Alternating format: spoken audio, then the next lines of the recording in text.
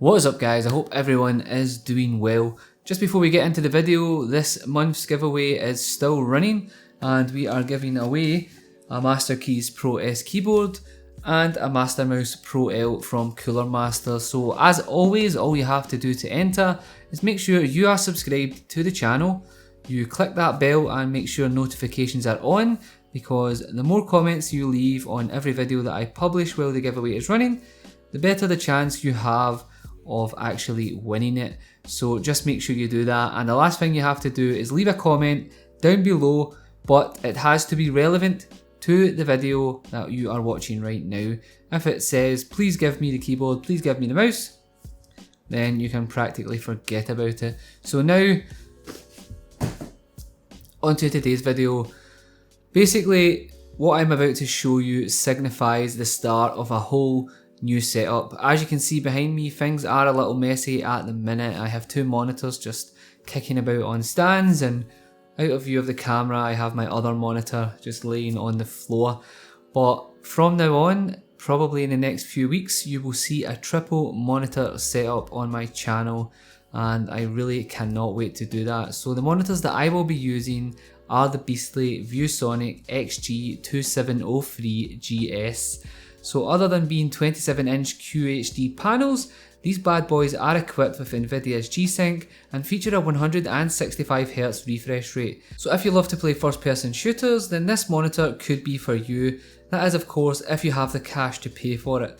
Priced at £699 here in the UK and $699 in the US, it certainly isn't cheap.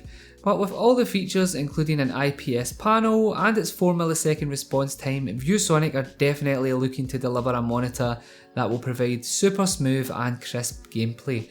So let's go ahead and get this out of the box and I will show you what they have included.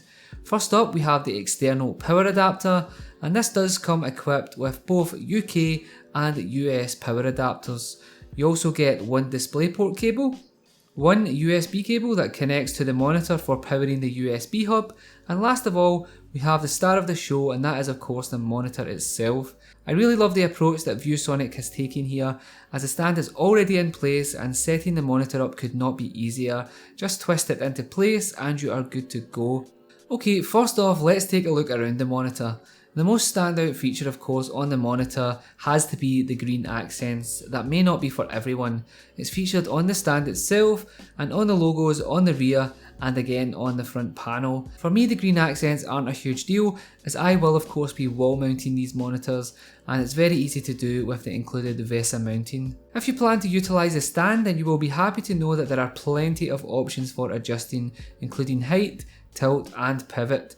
Height adjustment is 100mm with a 5° forward and 15° backwards tilt, 175° swivel left or right, and if you like to use your monitor in portrait, you can go ahead with the 90° clockwise rotation. Moving on from there though, I'm definitely impressed with the build quality of the monitor. The materials used certainly feel solid, including the buttons that are conveniently placed on the rear side for easy access and pressing.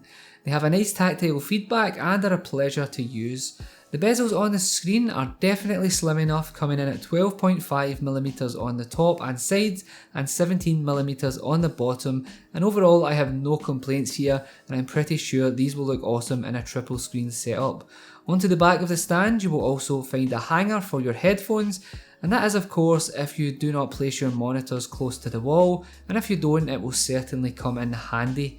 Connection wise, the XG2703 has one DisplayPort 1.2, an HDMI port, which is always nice to see on a G-Sync panel as they were often missing on earlier models, a headphone jack, and also 4 USB ports. The two on the rear are USB 3 and the other two can be found on the side of the panel and are regular USB 2. A feature that I never utilise on any monitor is the speakers, and we have two present here that produce stereo sound. I tested them out for the sake of the video and found them to be pretty low, even when cranked all the way up, but I find this with every gaming monitor I have owned. So when I went ahead and fired this monitor up, I was super impressed with the factory calibration. Colours looked nice and vivid, and the image produced was super crisp.